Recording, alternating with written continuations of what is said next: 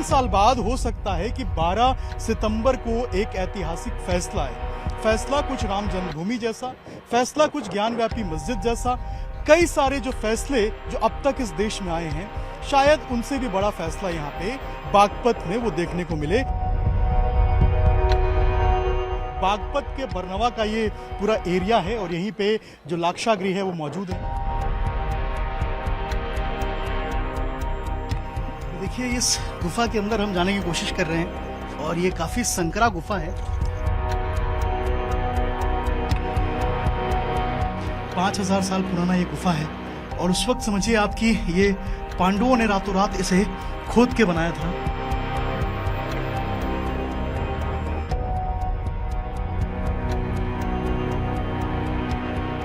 यही वो जगह है जहां पे ये पूरा का पूरा विवाद है और ये लाक्षागृह से करीब आप मान के चलिए मुश्किल से 50 मीटर की दूरी पे। महाभारत का एक किस्सा काफी मशहूर होता है। महाभारत में जब आप देखेंगे, जब उसको पढ़ेंगे तो उसमें एक किस्से का जिक्र आता है। जब पांडव अज्ञातवास पे होते हैं उस वक्त वो एक गांव में पहुंचते हैं, जिस गांव में वो अपना एक महल बनाते हैं, वहां रहने की कोशिश करते हैं। लेकिन दुर्योधन वहां भी चाल रचता है, षड्यंत्र करता है और उस महल की दीवारों को, उस महल की जो जमीन है उसको जो है वो ऐसे मटेरियल से तैयार करने को बोलता है आर्किटेक्ट को कि जो आग लगा दे, जिसके अंदर आग लग जाए। होता यूं है कि फिर जो पांडव हैं वो उस महल के अंदर जाके रहते हैं, लेकिन अचानक एक दिन ऐसा होता है कि एक चूहा उस दीवारों में सुरंग कर देता है और सुरंग करने के बाद जो रास्ता है वो दूसरी तरफ खुलता है। पांडवों को इस बात का ज्ञान मिलता है कि ये जो पूरा महल तैयार किया गया है ये ऐसे मटेरियल से तैयार किया गया है, ऐसे सामग्री से तैयार किया गया है जो कि कभी भी जल के राख हो सकती है। सावधान हो जाते हैं और रातों रात वो एक गुफा का निर्माण करते हैं जिसको लाक्षागृह कहा जाता है। आज लाक्षागृह में ही हम मौजूद हैं। बागपत के बरनवा का ये पूरा एरिया है और यहीं पे जो लाक्षागृह है वो मौजूद है। हम आपको दिखाएंगे लाक्षागृह को, कहाँ है वो गुफा वो भी दिखाएंगे। कहानी बहुत सारी है इसमें, उस कहानी के बारे में भी बताएंगे और उस कहानी से जुड़ा एक नया विवाद यहाँ पैदा हुआ है। 53 साल बाद हो सकता है कि 12 सितंबर को एक ऐतिहासिक फैसला है। फैसला कुछ राम जन्मभूमि जैसा, फैसला कुछ ज्ञानव्यापी मस्जिद जैसा, कई सारे जो फैसले जो अब तक इस देश में आए हैं, शायद उनसे भी बड़ा फैसला यहाँ पे बागपत में वो देखने को मिले 12 सितंबर को। क्या है वो कहानी वो भी आपको बताएंगे। हमारे साथ अमित सर हैं बात करने के लिए, जो हमें पूरे तरीके से इस एरिया के बारे में बताएंगे। ये भी बताएंगे कि आखिर इसका इतिहास क्या है, ये भी बताएंगे कि आखिर वो कॉन्फ्लिक्ट क्या है, विवाद क्या है और आखिर किस तरीके से ये पूरा का पूरा महाभारत कालीन जो एक स्ट्रक्चर है वो किस तरीके से तैयार है। सर, सबसे पहले तो ये बताइए कि आखिर इसका इतिहास क्या है, कैसे ये महाभारत में क्या किस्सा हुआ था यहाँ। देखिए, जहां हम खड़े हुए हैं ये ऐतिहासिक स्थल है और भारत के अंदर दो महाकाव्य हैं, एक रामायण है, एक महाभारत है। तो महाभारत में जो भौगोलिक वर्णन मिलता है, सबसे पहले तो महाभारत में एक बात का वर्णन है कि जिस समय विवाद हुआ और कृष्ण पांडवों की तरफ से कौरवों के पास संधि प्रस्ताव लेकर के गए, तो उस समय संधि प्रस्ताव में कृष्ण ने कहा कि अगर 5 गांव पांडवों को दे दिए जाएं तो यानी कि उनका दोनों का समाधान हो जाएगा। लेकिन उन 5 गांवों के अंदर इस जगह का उल्लेख मिलता है। व्याघ्रप्रस्थ यानी कि बागपत, पर्णप्रस्थ पानीपत, स्वर्णप्रस्थ सोनीपत और वारणाव्रत यानी कि ये बरनावा, जो आज बरनावा के नाम से जाना जाता है। तो बरनावा के दक्षिणी हिस्से पर हिंडन और कृष्णा नदी के बिल्कुल संगम पे ये टीला, ये ऐतिहासिक स्थल मौजूद है जहाँ पर महाभारत कालीन पॉटरी मिलती है। किंवदंतियां हैं कि ये गुफाएं जहां हम खड़े हैं ये वही गुफाएं हैं जिस गुफाओं के थ्रू पांडव और कुंती, उनकी माता जो हैं, वो यहाँ से बच के निकली और यहाँ से इन गुफाओं के माध्यम से वो बाहर निकल करके कौरवों के षड्यंत्र से बच करके बाहर निकली। और इन गुफाओं में पहले, क्योंकि 20-25 सालों से हम लोग यहाँ का एक्सप्लोरेशन करते हैं, चीजें जानते हैं, देखते हैं, तो पहले इन गुफाओं में 1.5 किलोमीटर 2 किलोमीटर तक अंदर लोग जा सकते थे। लेकिन अभी क्योंकि बरसात के दौरान यहाँ की मिट्टी नीचे गिरी है और चीजें गिरी हैं, लेकिन इसकी हिस्टोरिकल और आर्कियोलॉजिकल अगर हम लोग फाइंडिंग्स की बात करें तो 2018-19 में यहाँ का excavation archaeological survey of India की एक्सकेवेशन ब्रांच 2 और आर्कियोलॉजिकल इंस्टीट्यूट की टीम ने किया था। तो उस समय यानी कि 1952 में प्रोफेसर बीबी लाल ने जो एक्सकेवेशन किया है हस्तनापुर के एक्सकेवेशन में जो कल्चर सीक्वेंस मिली है, सबसे निचली लेयर पे जो पेंटेड ग्रेवियर मिला है, वो पेंटेड ग्रेवियर यहाँ पे मिलता है। पेंटेड ग्रेवियर महाभारत काल की 5000 साल पुरानी पोट्री है जो एक्सकेवेशन में मिली है। अभी हम जब इस टीले का एक्सप्लोरेशन करेंगे अभी आपके साथ, तो जगह जगह बिखरी हुई चीजें जो मैं दिखाऊंगा वो महाभारत के सबूत होंगे, महाभारत काल के सबूत होंगे। तो इस बात से इनकार नहीं किया जा सकता कि यहाँ पर मानव सभ्यता 5000 साल तक रही। उसके बाद कुषाण काल, गुप्त काल, सल्तनत काल, मुगल काल के भी स्ट्रक्चर यहाँ पे हैं। ऊपर एक ऐसा हिस्सा भी है जहाँ पर एक दरगाह भी है। बहुत सारी चीजें यहाँ आपको दिखाई देंगी। आप ये देख सकते हैं, ये जो सुरंग नुमा जो जगह है, एक ये है, एक सामने है। तो इसके अंदर क्योंकि कच्ची मिट्टी की सुरंग है और अभी भी मौजूद है लगभग 4-5 हजार वर्षों से।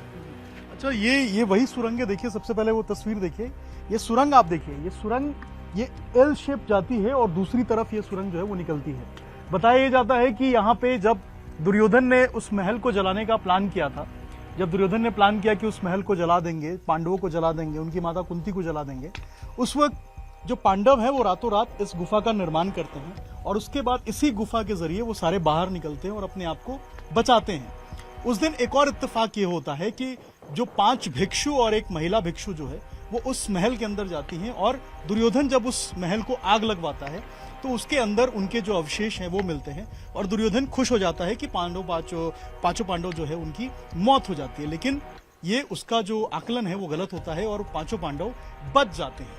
पांडव तो बच जाते हैं, लेकिन एक विवाद अब इसके साथ जुड़ गया है जिसके बारे में आपको बताएंगे कि आखिर वो विवाद क्या है। उस जगह पे ले जाएंगे जहां पे वो पूरा का पूरा विवाद है। हिंदू पक्ष का अलग दावा है, मुस्लिम पक्ष का अलग दावा है। इन दावों के बीच में हकीकत क्या है, वहां पे असल में क्या है, वो भी आपको दिखाएंगे। आखिर महाभारत के कौन कौन से सबूत और साक्ष्य यहाँ पे मौजूद हैं वो भी आपको बताएंगे। और आखिर क्यों इसे 5000 साल पुराना लाक्षागृह किया जा रहा है और क्यों कुछ जो दूसरे धर्म के लोग हैं वो इसे कब्रिस्तान बता रहे हैं, वो भी आपको दिखाएंगे। दोनों चीजें आपको दिखाएंगे।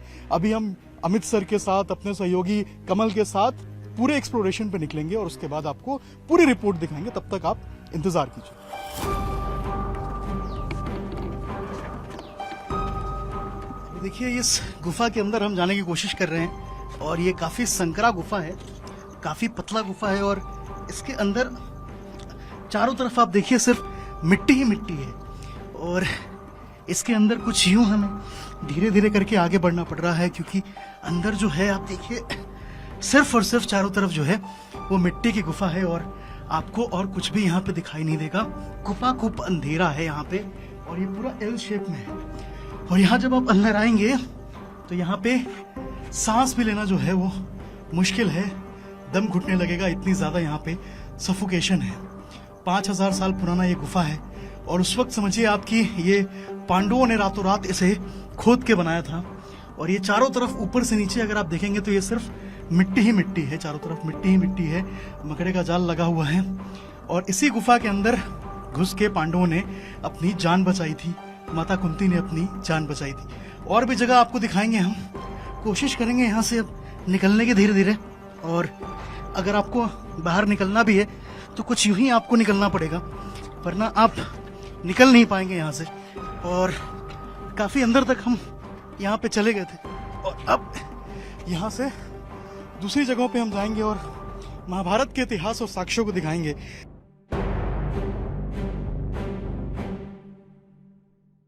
बागपत के लाक्षागृह के पास एक विवादित एक स्थल है जहां पे एक गुंबद बना हुआ है जिसको लेकर हिंदू और मुस्लिम पक्ष दोनों के अपने अपने दावे हैं। 12 सितंबर को इस पे फैसला आने वाला है। हिंदू पक्ष ये कहता है कि ये जमीन उनकी होनी चाहिए क्योंकि बगल में गुरुकुल है, बगल में गौशाला है और यहाँ पे 5000 साल पुरानी संस्कृति जो है वो यहाँ पे दिखाई देती है। मुस्लिम पक्ष के अपने दावे हैं। हमारे साथ इरशाद खान जी हैं मुस्लिम पक्ष से। सर, क्या है वहां पे असलियत में और आप लोगों की मांग क्या है?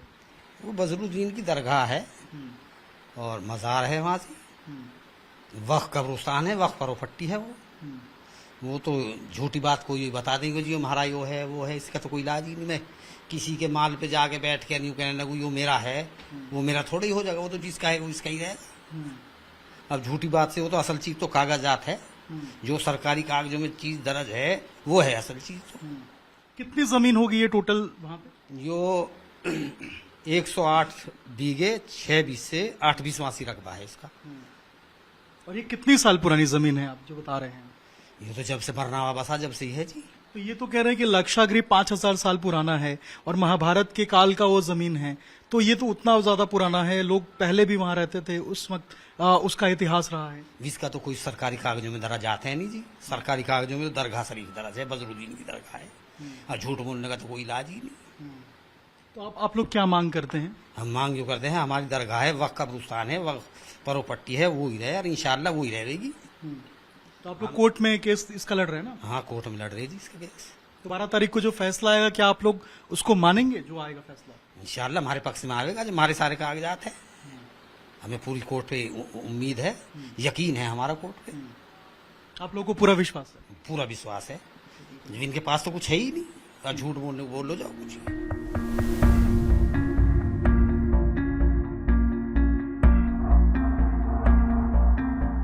लाक्षागृह के आसपास कई सारी आपको ऐसी निशानियां मिलेंगी जो 5000 साल पुरानी हैं, यानी कि वो महाभारत काल की हैं। उसके बाद कुछ ऐसी निशानियां मिलेंगी वो आपको गुप्ता की पीरियड की मिलेंगी। उसके बाद आपको निशानियां मिलेंगी वो आपको कुषाण की पीरियड की मिलेंगी। यानी कि जितने जनरेशन्स आते गए हैं उन सभी की निशानियां आपको यहाँ पे मिलेंगी। लेकिन सबसे बड़ा बात यह है यहाँ पे कि 5000 साल पुरानी सभ्यता की भी निशानी जो है वो यहाँ पे देखने को मिलती है। सर, अगर मैं गलत नहीं हूं तो क्या महाभारत कालीन सभ्यता जो है उसकी निशानियां यहाँ पे मौजूद हैं? देखिए, ये जो पूरा का पूरा टीला है बहुत हिस्टोरिकल है और यहाँ पे पेंटेड ग्रेवियर मिलता है सबसे निचली लेयर पे, और NBPW भी मिलता है, नॉर्दर्न ब्लैक पॉलिश्ड वेयर। तो जिनका जो टाइम पीरियड है जिसका कि सब रिपोर्ट्स जो लैब की है वो 5000 साल और 4500 साल की हैं। उसके बाद कुषाण पीरियड की, गुप्ता पीरियड की, यानी कि मल्टी कल्चर साइट ये है। और ये बात बिल्कुल पुष्ट है कि महाभारत काल से मानव बस्ती यहाँ रही है और लगातार यहाँ पे मानव बस्ती आज तक विद्यमान है। यानी कि अगर इसका कल्चर सीक्वेंस देखते हैं तो 5000 साल से लेकर के आज तक के मानव सभ्यता के अवशेष मिलते हैं। अभी भी एक्सप्लोरेशन में जो चीज़ें यहाँ मिली हैं, जैसे गुप्ता पीरियड की पोट्री का एक पोट का ऊपर का हिस्सा देख सकते हैं, ये यहाँ मिला है। अभी मैं देख रहा था तो पेंटेड ग्रेवियर के पीस चारों तरफ बिखरे पड़े हैं। एक्सकेवेशन में यहाँ चीज़ें 2018-19 में मिली हैं। और क्योंकि मानव सभ्यता होने का सबसे बड़ा प्रमाण यही है कि इसके एकदम लगी हुई सटी हुई वाटर बॉडी है, नदियां हैं।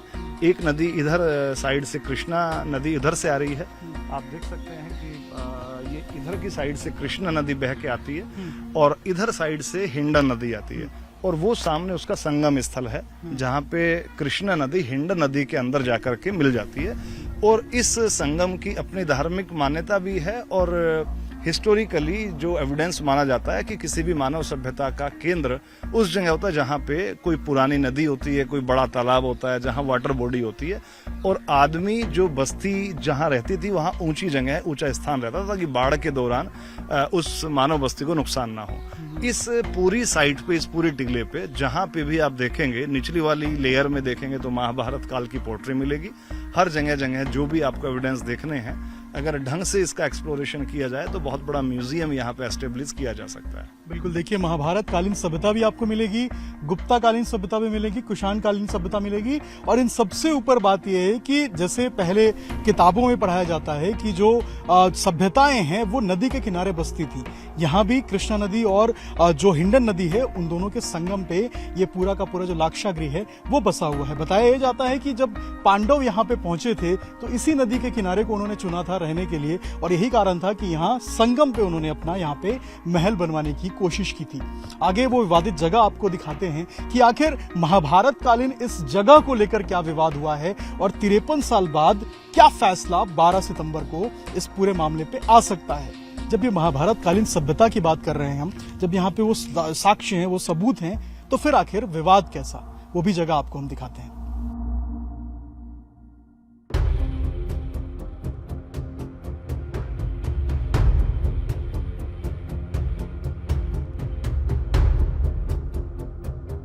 अब हम आपको उस जगह पे लेके चल रहे हैं जो कि इस पूरे लाक्षागृह के आसपास जो है वो विवादित जगह बन के रह रहा है। हिंदू पक्ष कहता है कि ये जमीन उनकी है, चूंकि बगल में गुरुकुल है, बगल में आप ये जो जमीन देख रहे हैं ये इधर गौशाला है, इसके आगे लाक्षागृह है जहाँ की 5000 साल पुरानी जो महाभारत की संस्कृति है वो देखने को मिलती है। वही मुस्लिम पक्ष का दावा है कि यहाँ उनका एक दरगाह हुआ करता था, कब्रिस्तान हुआ करता था, जिसे बाद में तोड़ा गया, यहाँ मस्जिद भी हुआ करती थी, उनका ये दावा है। यही वो विवादित जगह है, देखिए ये वो गुंबद नुमा जो आकृति आपको दिख रही है, यही वो जगह है जहाँ पे ये पूरा का पूरा विवाद है।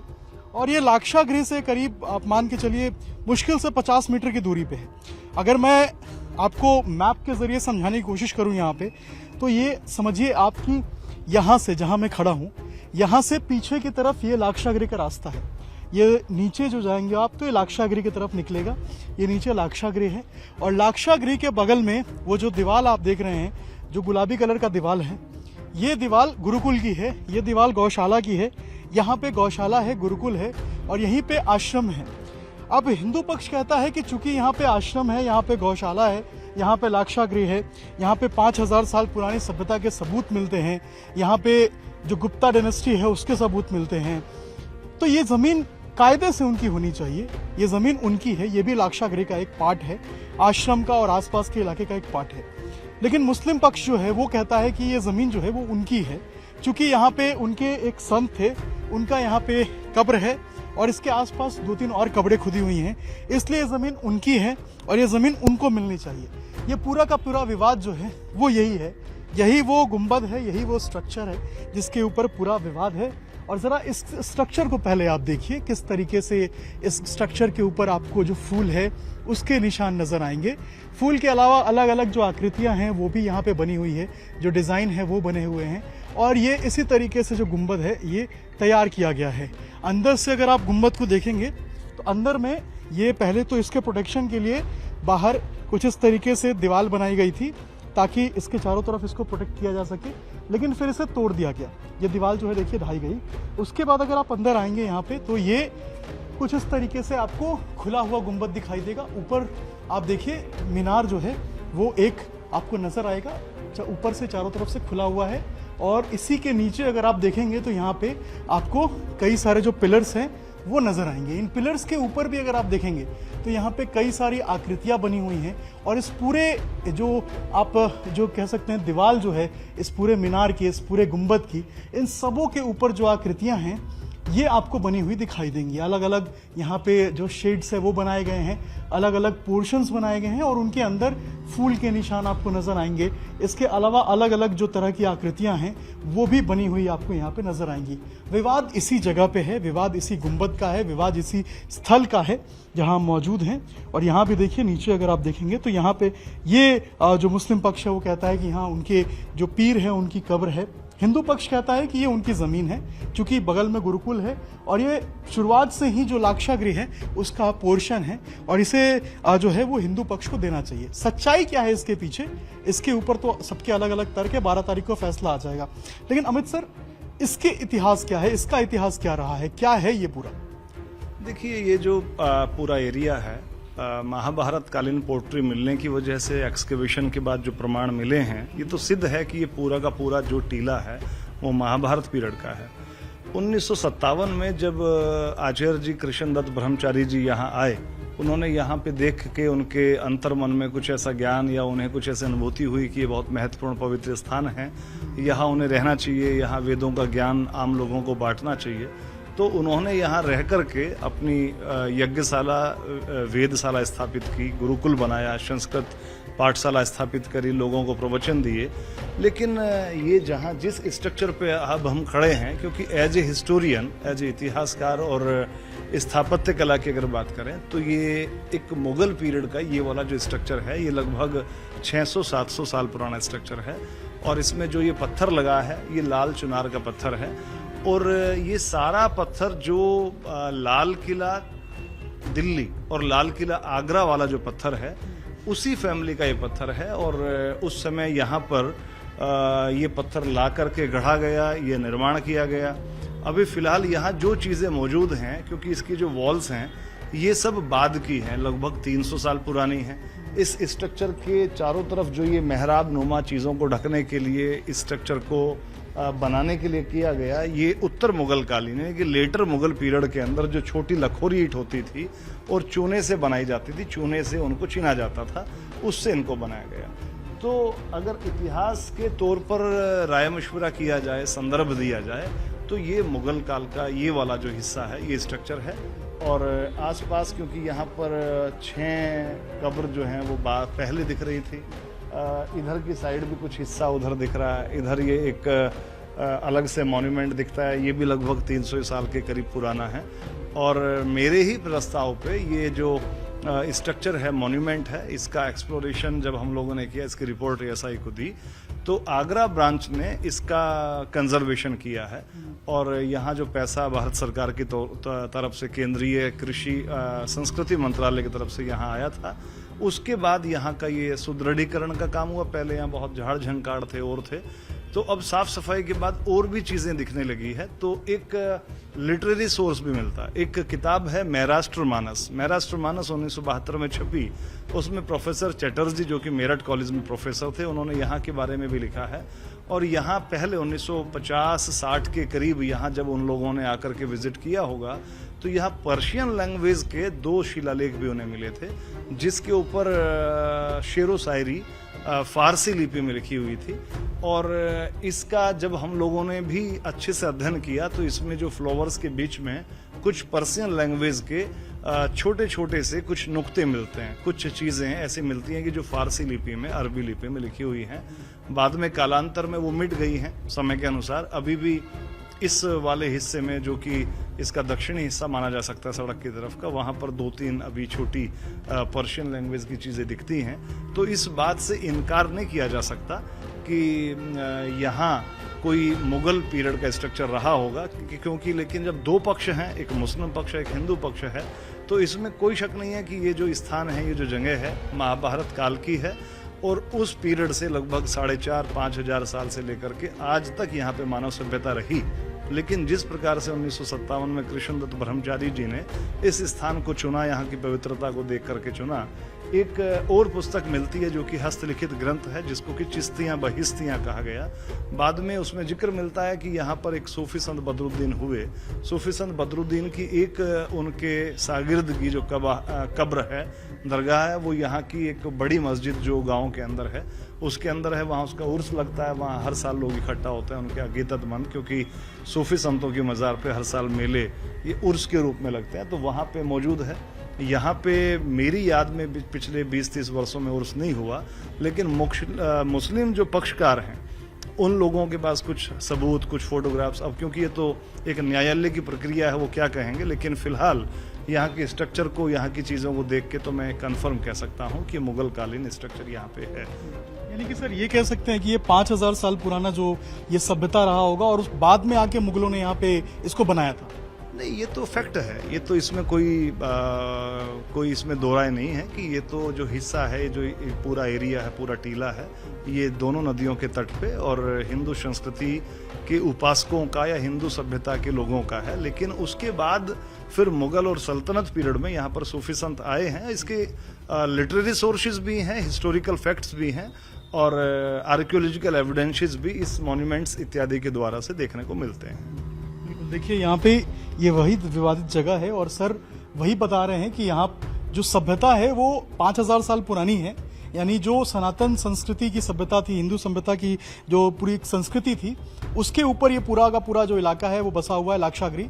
बाद में जैसे जैसे जनरेशन चेंज होते गए, राजा महाराजा बदलते गए, सल्तनत आती गई, उसके बाद जो कहते हैं कि जो इस तरीके से आक्रांताएं आए, आक्रांताओं ने आके आक्रमण किया और उसके बाद यहाँ पे बनाना शुरू किया, उसमें से बता रहे हैं सर कि ये भी मुगल कालीन जो है वो दिखने में ऐसा अभी लग रहा है।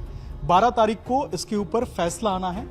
हिंदू पक्ष के अपने दांव हैं, मुस्लिम पक्ष के अपने दांव हैं। इन दावों के बीच में एक अदालत क्या फैसला लेती है, ये बहुत ज्यादा जो है वो इंपॉर्टेंट हो जाता है, क्योंकि लगातार देश में चाहे राम मंदिर हो या फिर ज्ञानवापी जिस तरीके से विवाद चल रहा है, उसके बीच में 53 साल बाद ये फैसला क्या नासिर छोड़ता है, क्या सबब देता है, क्या जो है वो फैसला पूरे लोगों को जो है वो मतलब वो एक्सेप्ट करेंगे, रिग्रेट करेंगे, क्या होगा, ये तो 12 तारीख को ही पता चलेगा। लेकिन दोनों पक्षों की अलग अलग राय है। देखना ये होगा कि 12 तारीख को अदालत जो है वो क्या फैसला लेती है।